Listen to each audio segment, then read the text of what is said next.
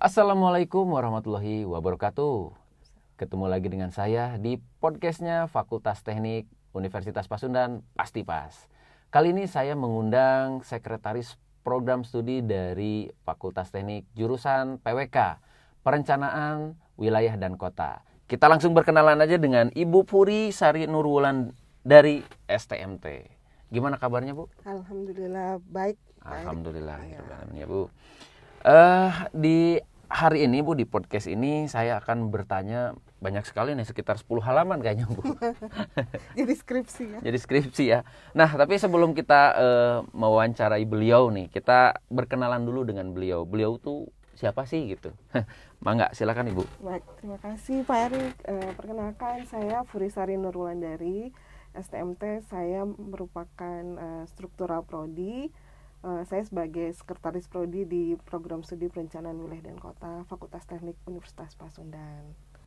Oke, jadi Ibu ini adalah sekretaris program studinya. Betul. Ya. Untuk kaprodinya siapa, Bu? Kaprodinya dipegang oleh Pak Deden Syarifuddin STMT. Kebetulan beliau tidak bisa hadir karena sedang kurang fit. Kurang fit ya? Kondisinya sedang tidak kondusif ya saat ini. Oke.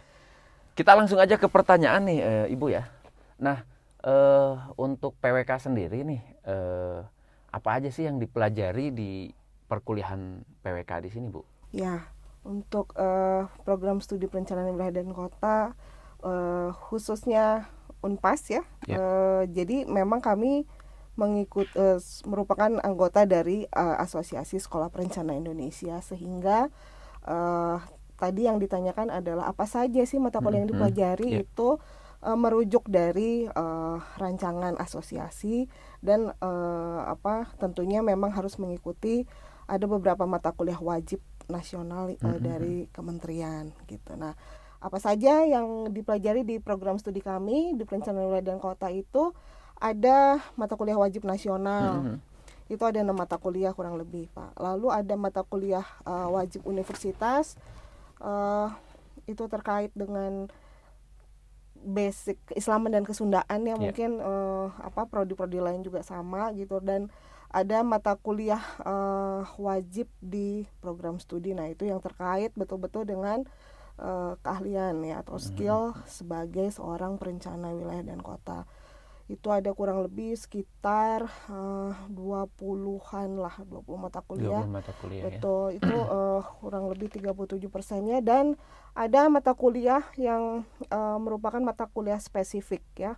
Itu mata kuliah pilihan. Tapi itu jurusan berarti ngejurus atau? Betul. Jadi ada beberapa kelompok keahlian sebetulnya. Kelompok keahlian ya. Betul, di program studi itu ada mata kuliah keahlian perencanaan kota, lalu perencanaan wilayah, perencanaan infrastruktur, perencanaan properti, dan transportasi. Transportasi. Itu kurang lebih ya mata kuliah yang banyak dipelajari di prodi, khususnya untuk PWK Unpas, karena memang kita punya spesifikasi dibanding dengan PWK lain yang ada di Indonesia gitu, Pak. Luar biasa.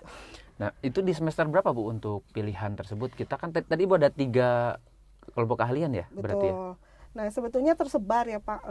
Kalau program mata kuliah pilihan itu dimulainya kalau berdasarkan kurikulum kami baru, itu ada kurikulum 2021.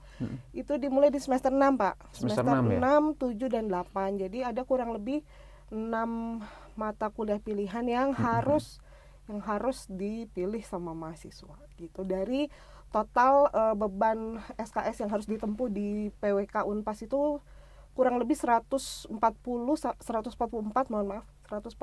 sampai 145 SKS. 144 sampai 145 Totalnya, ya. Total 8 semester. 8 semester ya? Betul, Pak. Oke. Berarti untuk pilihan itu di semester 6 atau di tingkat ketiga berarti ya? Betul. 6, 7, 8 karena kami di sini memang merancang untuk mata kuliah wajib, di mana mata kuliah yang menjadi dasar atau fondasi yang harus dimiliki oleh perencana itu semester 1 sampai 4. Jadi kurang lebih di 2 tahun itu fondasinya yang harus kita kuatkan di mahasiswa. Demikian, betul. Pak. Nah, kalau berbicara tadi Bu untuk keahlian gitu ya, kan ada perencanaan wilayah kota. Betul. Ada perencanaan properti. Betul. Terus satu lagi itu apa, Bu? Perencanaan infrastruktur dan transportasi. Infrastruktur dan transportasi. Ya. Nah, ini semisal saya, Bu, kalau arsitek itu masuknya kemana, Bu? Kalau arsitek Beda lagi atau gimana? beda sendiri. Beda sendiri ya? Iya, karena tapi sebetulnya ada arsitek itu kan lebih ke tata masa bangunan ya, Pak. Tata masa bangunan. Beda berarti betul, itu ya. Kalau perencanaan wilayah kota dia lebih generik, merancang suatu ruang. Memang di dalamnya salah satunya merencanakan juga tata bangunan. Yeah. Ada mata kuliah yang terkait hal tersebut. Ada mata kuliah tata letak perumahan. Nah, di situ memang ada unsur arsitektural yang masuk di situ. Selain itu, arsitek juga kami ada sebetulnya mata kuliah yang agak mirip ya. Ada mata kuliah perancangan kota atau urban design. Itu kurang lebih merancang tata bangunan juga, ada berdasarkan perspektif dari arsitektur gitu. Jadi sebetulnya PWK itu ya komprehensif ya. Disebutnya capcay. Semua masuk ke situ. Kita hukum, administrasi, perencanaan ada juga. Belajar geologi tata lingkungan belajar juga. Ada juga. Gitu, ya. Sistem informasi kita belajar juga, Pak. Oh, ada juga di situ ada ya? juga sistem informasi perencanaan. Jadi memang informasinya, representasinya adalah peta ya, Pak. Peta-peta yang berasal yang memiliki informasi berdasarkan tema-tema gitu. Baik itu misalnya kota, wilayah gitu ya, ataupun zona, peraturan-peraturan zona gitu. Seperti demikian, Pak. Banyak juga berarti di mata kuliah Ibu ya. Seperti demikian. Baik, nah berbicara dari tadi gitu ya, untuk misalnya tadi saya menanyakan arsitektur gitu ya. Tapi kan itu sebetulnya ada juga di dalam bagian berarti. Betul, ya bagian. Nah, kalau dari prodi PWK sendiri untuk fokusnya gitu ya, untuk menghasilkan lulusan itu seperti bagaimana tuh, Bu? Oke. Jadi berdasarkan profil ya, sebetulnya di profil prodi ada dalam apa yang sudah dirancang kurang lebih untuk periode tertentu, biasanya kalau kurikulum ya, Pak ya. Yeah. Jadi memang untuk fokusnya itu menghasilkan sarjana perencanaan wilayah dan kota yang smart dan unggul berwawasan global yang mengusung nilai kesundaan dan keislaman sampai tahun 2037. Nah, representasinya, bentukannya tuh seperti apa profilnya. Nah, di PWK Unpad sendiri itu sudah mengarahkan lulusannya itu berdasarkan kompetensinya dia bisa menjadi asisten perencana. Kalau perencana memang levelingnya S2, Pak. S2 ya. S2 memang. Nah, kalau S1-nya dia menjadi asisten perencana itu lalu bisa menjadi asisten peneliti dan wirausahawan. Asisten perencana itu banyak bidangnya. Kalau di pemerintahan biasanya banyak ya terkait asisten perencana, bisa di lembaga-lembaganya di Bapeda atau Bapenas yang nasional gitu ya. Lalu di Kementerian PU dan kementerian-kementerian yang terkait ya, ATR, ISDM gitu banyak. Selain itu biasanya yang profil asisten perencana itu biasanya di banyak di representasi juga di dunia-dunia profesional seperti dunia konsultan ya, Pak ya gitu. Jadi memang banyak sudah tersebar, alhamdulillah ya, lulusan PWK itu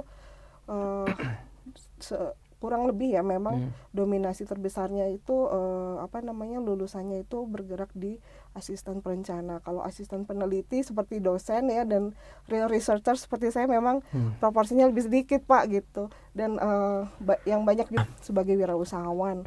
Tentunya wirausaha yang terkait dengan peluang-peluang bisnis dalam produk penataan ruang. Nah, tadi berbicara Ibu gitu ya, ada di PU nih, Bu nih. Iya. Atau memang banyak yang di sana yang lulusan Ibu, atau mungkin di mana nih?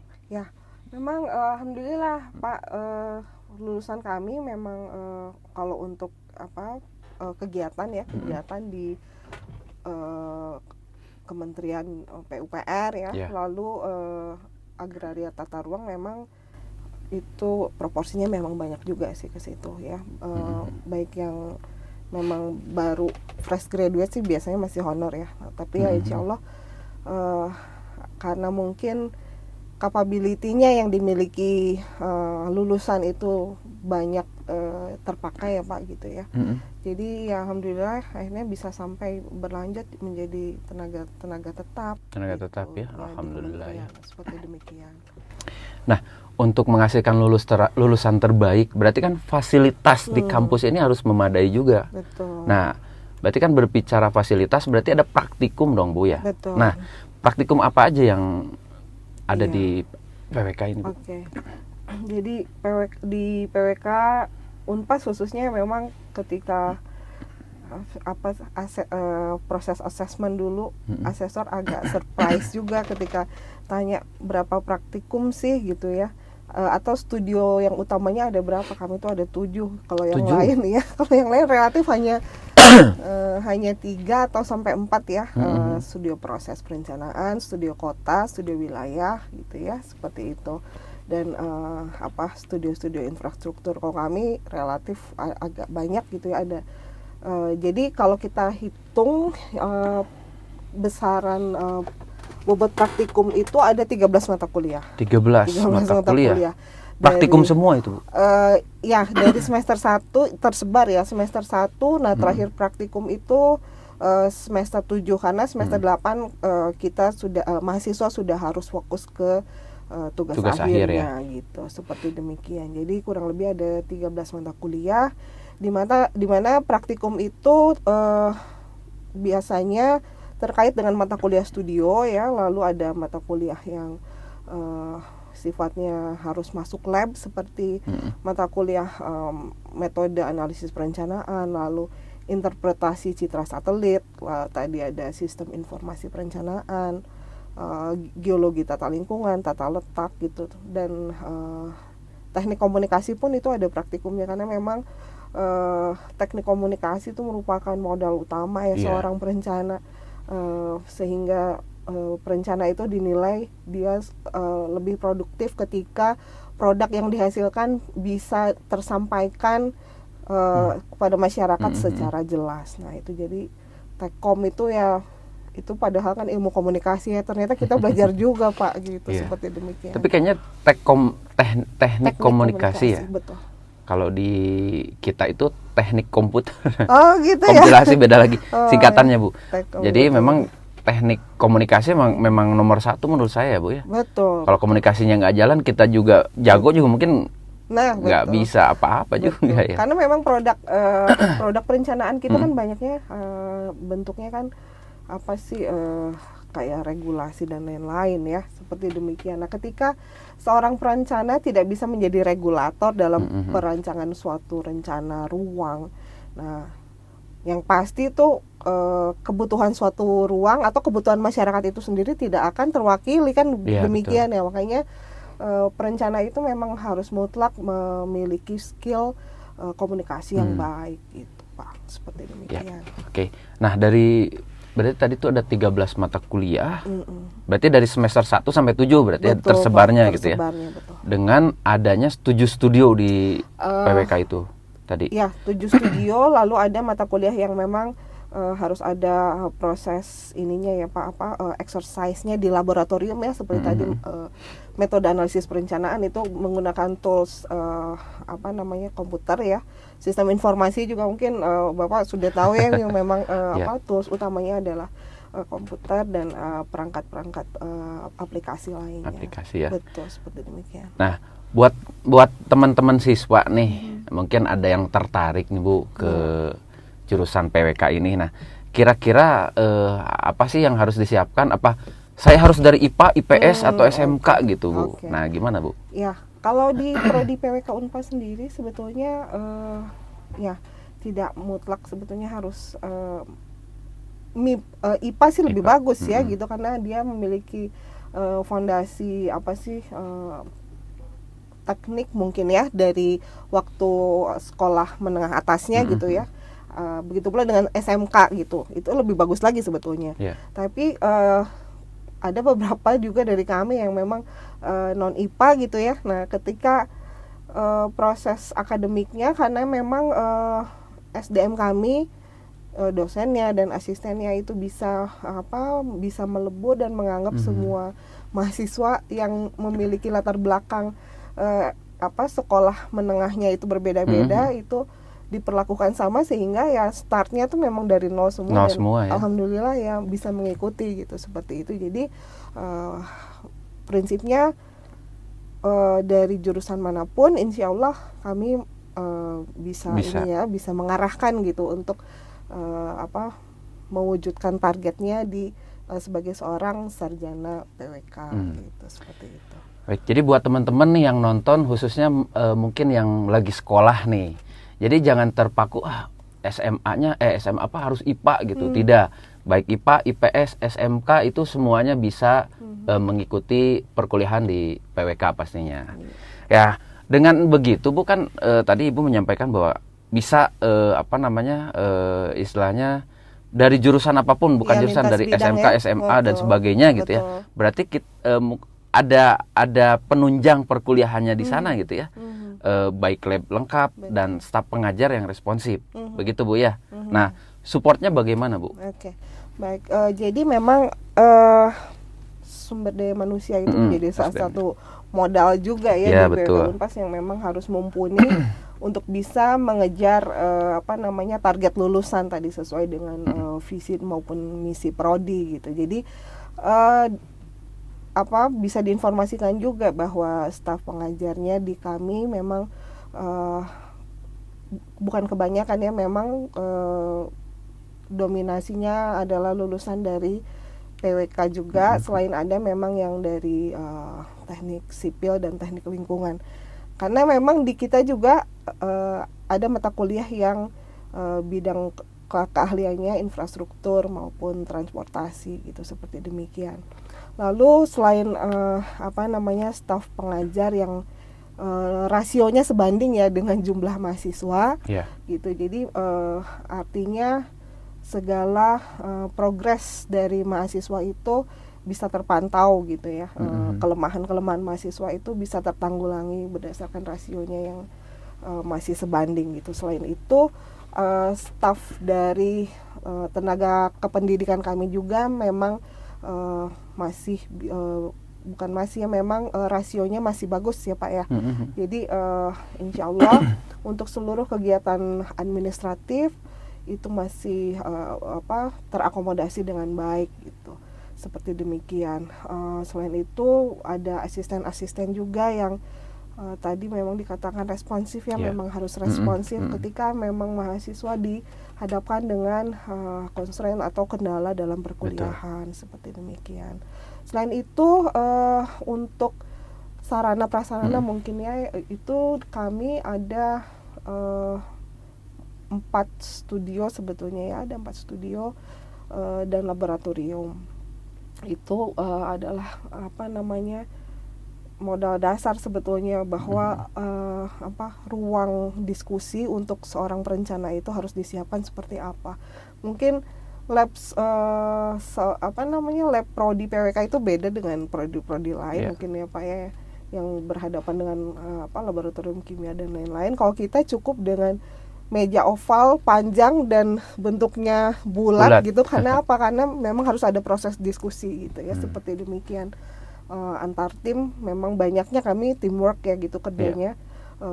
Jadi memang melibatkan kerja bersama gitu, seperti demikian. Makanya butuh asisten-asisten yang harus mendampingi gitu.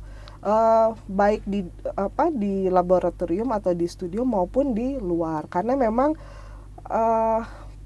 kegiatan perencanaan wilayah dan kota itu lebih banyak juga exercise di lapangan Pak, gitu seperti itu. Karena memang namanya merencanakan ruang, kita harus memilih dulu gitu ya, wilayah mana yang akan direncanakan. Nah itu juga kan mahasiswa dibutuhkan skill ya dalam proses survei di lapangan. Nah itu menjadi salah satu modal seorang perencana juga, dan insya Allah ya PWK Unpas bisa mengakomodasi untuk proses tersebut. Berarti memang udah nyata gitu ya. Studi kasusnya itu tempatnya nyata, kotanya beneran gitu ya. Betul, harus beneran Pak gitu. Jadi memang kita juga ada program kerjasama kan ya Pak ya dengan instansi-instansi kota kabupaten. Sementara di Provinsi Jawa Barat itu ya dari Pangandaran, Karawang, Purwakarta, Subang sekitar Jawa Barat itu sudah bekerja sama dengan kami. Alhamdulillah, jadi produk-produk perencanaannya itu real, memang banyak memberikan kontribusi terhadap daerah-daerah yang menjadi lokusnya gitu Pak. Jadi bentuk-bentuk perencanaan atau bentuk-bentuk hasil pengolahan data itu alhamdulillah bisa memberikan input ya terkait dengan perumusan atau perencanaan tata ruang di wilayah-wilayah lokus kami. Gitu, seperti demikian. Curiga Pangandaran sama Unpas juga Bu, PWK Unpas. Kan beda sekali sekarang ya Pangandaran ya. Betul ya. Memang kegiatan mahasiswa sebelumnya beberapa tahun ke belakang gitu memang pernah membahas mengenai studio wilayah di Pangandaran ya? Gitu, seperti itu. Dan mungkin tidak hanya itu saja ya, produk studio saja, tetapi representasi yang lain tuh banyak mahasiswa yang mengerjakan tugas akhir ya di wilayah-wilayah yang akhirnya bisa memberikan profil data ya untuk wilayah tersebut gitu. Banyak sekali seperti data-data kepariwisataan tadi yang dikatakan Bapak gitu, tentang kepariwisataan. Hasil dari penelitiannya tuh insya Allah tuh banyak kontribusinya buat wilayah-wilayah yang menjadi tempat penelitian gitu, seperti itu Pak. Menarik sekali ya. Ya. Saya boleh kuliah di sana? Boleh, sit-in boleh juga Tapi Pak. jadi S1 lagi Bu. Sit-in nggak apa-apa Pak. Oke, baik. Nah, dari fasilitas terus dari staf kependidikannya udah banyak gitu ya dengan lulusan yang sesuai dengan bidangnya gitu. Betul. Nah, kira-kira yang membedakan antara PWK Unpas gitu dengan PWK yang lain, universitas lain bagaimana Bu? Ya memang setiap sekolah PWK memang harusnya memang dituntut untuk memiliki kekhasan gitu ya Pak. Nah untuk PWK Unpas sendiri, karena kita juga diamanahkan ya Pak sama Pasundan gitu ya, karena fondasi kita tetap ke dalam fondasi keislaman dan kesundaan. Nah, salah satunya itu terrepresentasi dari PWK prodi PWK Unpas itu. Jadi memang salah satu mata kuliahnya, beberapa mata kuliah jadi memang harus representatif terhadap kearifan lokal kesundaan gitu, dan berlandaskan keislaman. Tidak usah misalnya hal-hal kecil saja ya Pak, yang menjadi kekhasan itu bahwa mahasiswa itu harus mungkin dituntut memiliki attitude yang berlandaskan keramah tamahan. Sunda itu seperti apa gitu, seperti ada kekhasan lah gitu yang dimiliki orang-orang Sunda seperti apa, dan itu terrepresentasi juga ke mata kuliah tata ruang kearifan lokal. Lalu kita belajar juga infrastruktur berbasis kearifan lokal itu seperti apa, tidak hanya basisnya infrastruktur modern gitu ya, tapi kita mengadop juga pendekatan infrastruktur yang kearifan lokal, seperti misalnya budaya kampung naga gitu ya. Jadi jangan salah bahwa mereka tuh sebetulnya lebih canggih daripada orang-orang modern di kota gitu, karena mereka sudah mengenal infrastruktur untuk menopang kebutuhan di kampungnya, seperti demikian. Selain itu kekhasannya mungkin di PWK Unpas itu kita ada kekhasan mata kuliah properti di PWK lain mungkin masih sedikit ya yang membahas mengenai perencanaan properti. Selain itu ada mengenai tata kelola atau manajemen perencanaan. Nah, kita di sini mata kuliah pilihannya banyak membahas mengenai mata kuliah pengelolaan penataan ruang yang tidak dimiliki oleh program studi yang PWK lain, di universitas lain gitu. Seperti demikian Pak. Ya, salah satu yang memang selain kita kuliah mencari ilmu adalah attitude juga. Betul. Itu karena nomor satu. Betul. Ya, karena pintar pun tidak cukup. Betul. Oke. Nah, dari beberapa fasilitas dan sebagainya gitu ya, dan mungkin ada mata kuliah yang ada yang wajib dan pilihan gitu.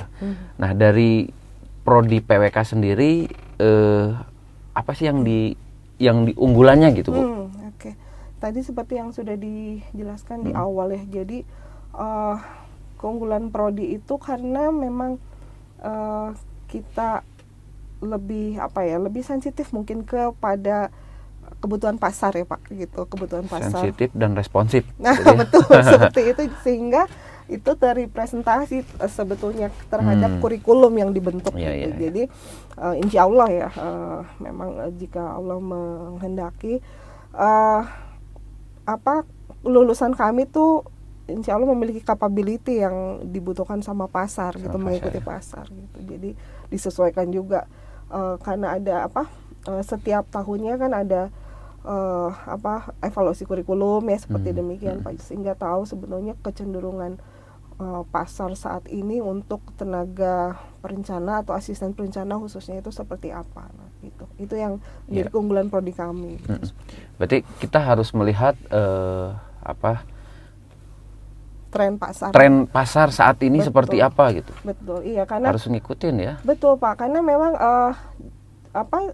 contoh sekarang saja gitu ya, kondisi pandemi ini mau tidak mau gitu bahwa semua kegiatan terdisrupsi gitu ya. Jadi tidak lagi kita bicara proses diskusi itu harus tatap muka gitu, tapi bisa by online. Nah, itu membutuhkan aplikasi-aplikasi tertentu gitu sebetulnya. Nah, hal-hal demikian kan sebetulnya kita harus sensitif ya, semua bidang saya pikir begitu.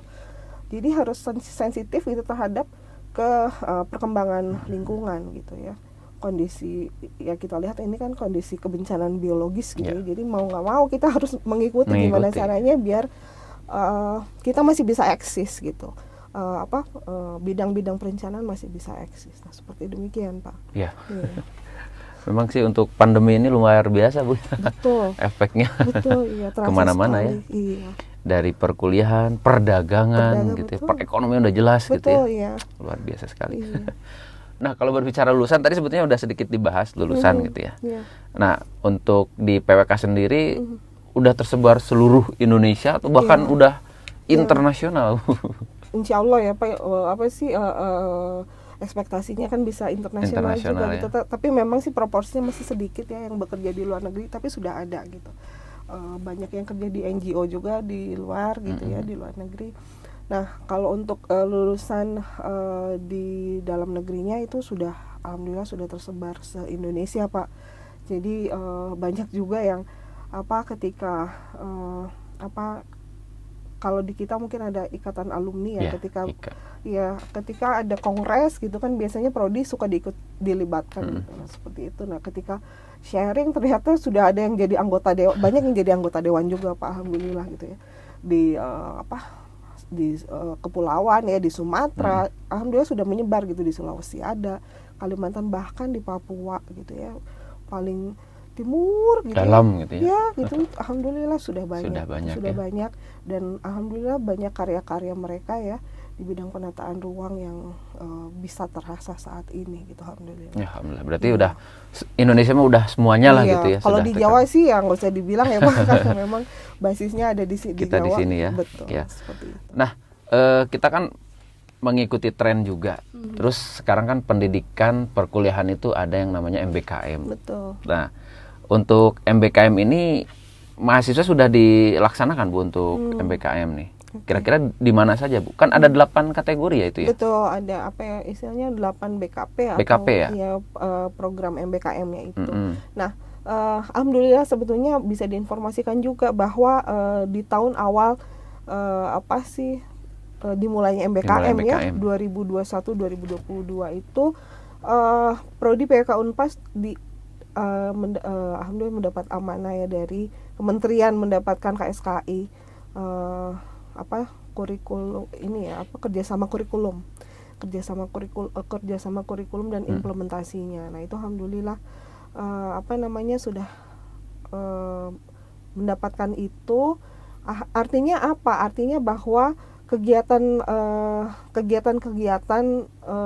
program MBKM itu harus ada yang sudah berjalan gitu. Nah, untuk tahun pertama ada beberapa yang sudah kami ikuti, ada magang ATR ya, magang di Kementerian ATR, Agraria Tata Ruang, ada kurang lebih 21 orang, banyak juga. Alhamdulillah gitu, kita tersaring. Nah, itu lumayan, konversinya 20 SKS, Pak. Gitu dari program magang itu. Nah, selain itu ada program Bina Desa. Nah, Bina Desa juga itu alhamdulillah kita dipercaya oleh kementerian mendapatkan hibah waktu itu tuh mendapatkan hibah program PHP 2D ya, PHP 2D ya itu. Nah, itu mendapatkan itu ada kurang lebih sekitar 10 orang atau lebih ya, itu mengikuti program itu. Alhamdulillah itu juga terkonversi 13 SKS gitu ya. Jadi apa sih keuntungan sebetulnya buat mahasiswa. Selain itu ada kampus mengajar juga, itu yang diadakan oleh kementeriannya, itu kami sudah ikuti juga. Ada satu orang yang terpilih. Lalu ada pertukaran mahasiswa, itu pertukaran mahasiswa, ada yang pertukaran mahasiswa tanah air, itu kementerian ya. Jadi ada mahasiswa dari mana lah, kalau nggak salah dari Kalimantan dan Bali ya, dari Udayana kalau nggak salah. Nah itu ikut perkuliahan di PWK Unpas. Selain itu kita juga mengirim pertukaran mahasiswa dengan program studi yang sebidang ya, dengan PWK, ITENAS dan Unisba. Begitu pula mereka juga mengirimkan ke Unpas gitu. Nah, seperti itu. Jadi kurang lebih ada 4 BKP yang sudah BKP, ya, kami lakukan di periode 2021-2022 gitu. Oke. Sekarang tuh berarti angkatan ketiga, Bu ya?